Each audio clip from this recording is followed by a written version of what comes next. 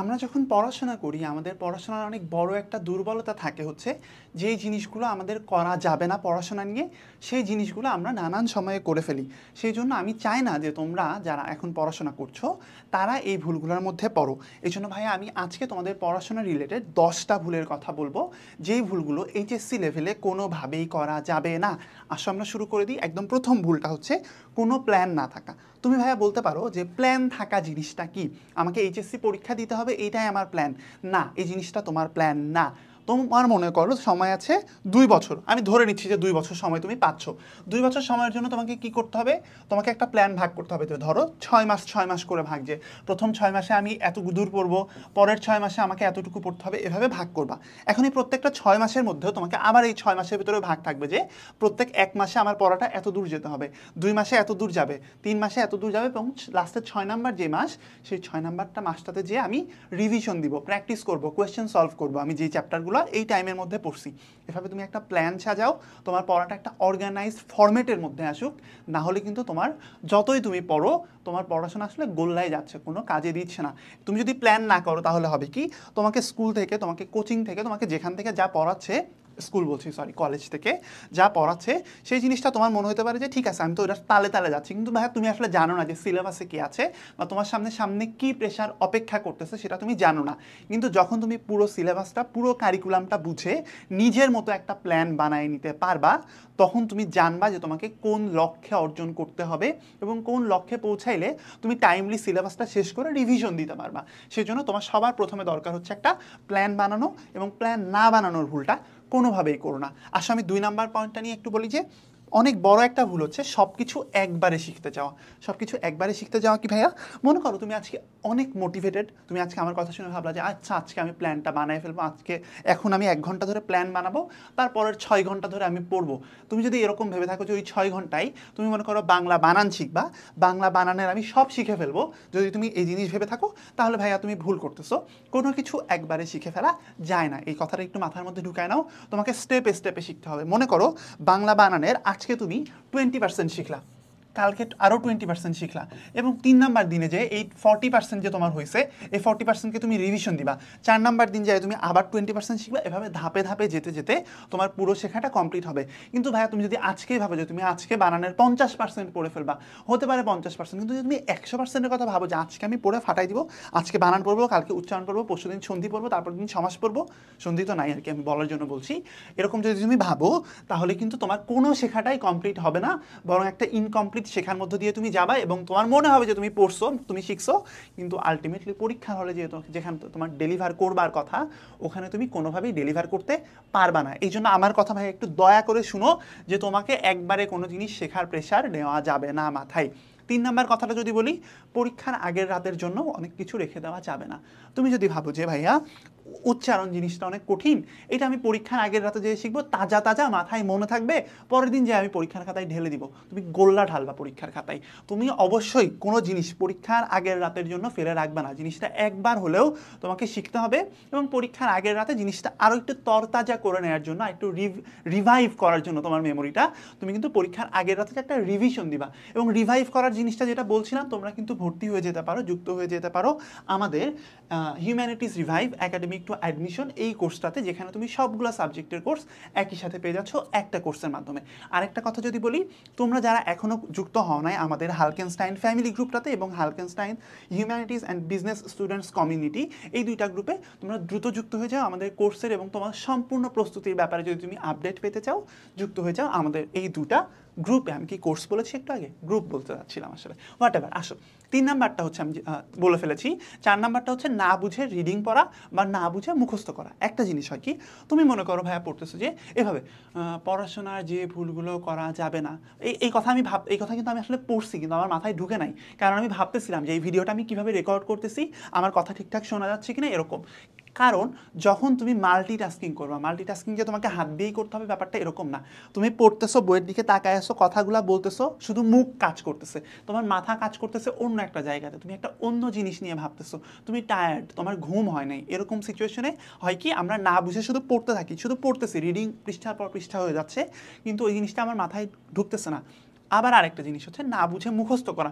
তুমি বুঝো নাই উচ্চারণের নিয়ম, তুমি জিনিসটা মুখস্থ করছো, কিন্তু পরীক্ষার হলে যে যখন তোমাকে লিখতে বলবে যে নিচের এই 5টা শব্দের উচ্চারণ লিখো, তুমি এই জিনিসটা অ্যাপ্লাই করতে পারবে না, কারণ তুমি নিয়ম মুখস্থ করছিলে। এটার জন্য কি করতে হবে?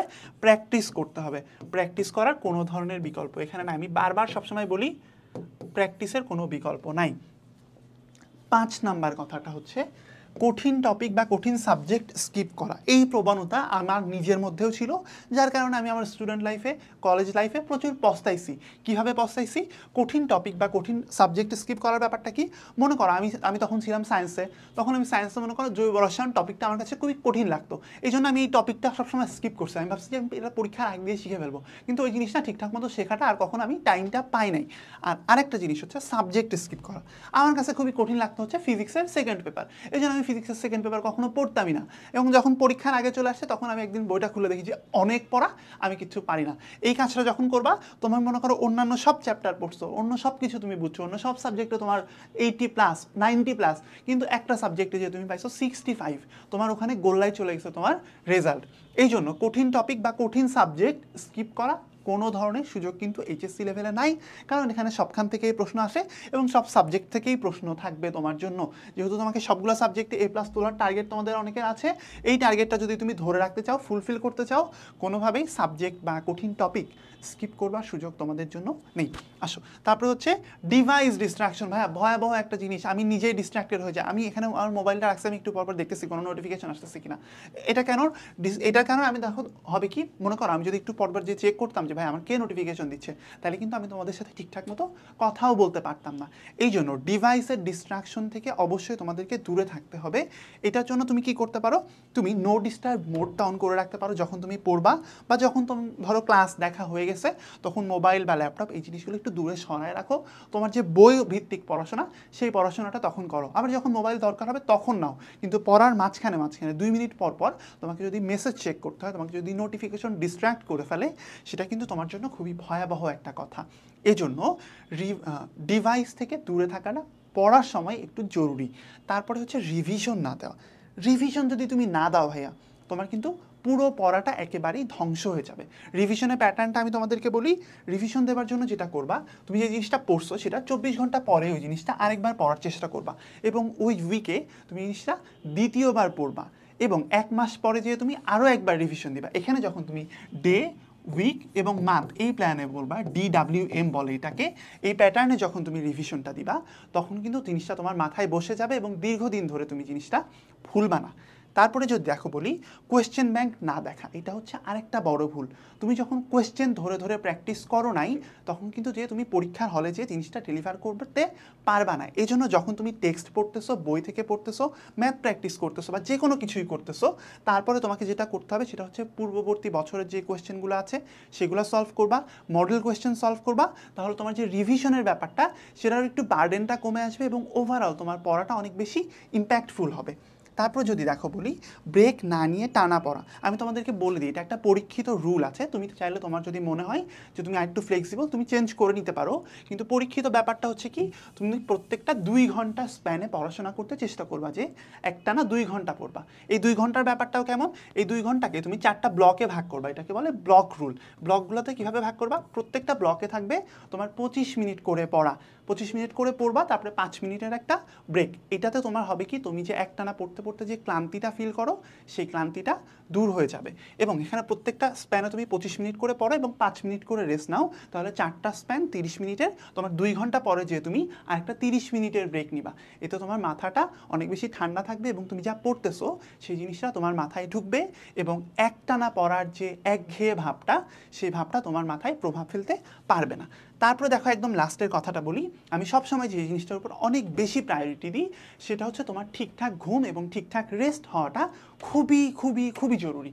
এটা আমি কেন বলছি, আমি ডেডিকেটেড কিছু ভিডিও এরকম করেছি, এবং তুমি সবখানে দেখবা যে এডুকেশনাল প্ল্যাটফর্মগুলোতে এরকম বলা আছে যে ঘুম যদি তোমার না হয়, তাহলে কিন্তু তোমার পড়াশোনাটাও হবে না। আমি একটা কথা সবসময় বলি, সেটা হচ্ছে never sacrifice your slip for your study. আগে ঘুম, তারপরে পড়া। তোমার মাথাটা যদি ফ্রেশ না থাকে, তাহলে কিন্তু কিন্তু তোমার পড়াশোনাও কিছু হবে না। আর যখন তুমি একটা সুন্দর ঘুম দিতে পারবা, একটা ফ্রেশ স্টার্ট পাবা প্রত্যেক দিন, তখন তোমার পড়াশোনায় মনোযোগটা ভালো বসবে এবং একঘেয়ে ভাব যে একটু পড়ার পরেই চলে আসে সেই ভাবটা তোমার হবে না। এই জন্য তোমাদের কাছে আমার খুব মানে আরজি, তোমাদের কাছে আমার রিকোয়েস্ট, এই 10টা ভুল যে আমি বললাম, এই 10টা ভুল পড়বার ব্যাপারে কোনোভাবেই করবা না এবং চেষ্টা করো আমি এখান থেকে তোমাদেরকে যে সাজেশনগুলো দিয়েছি এই সাজেশনগুলো ফলো করতে। তোমাদের জন্য অনেক অনেক শুভকামনা এবং দোয়া থাকছে।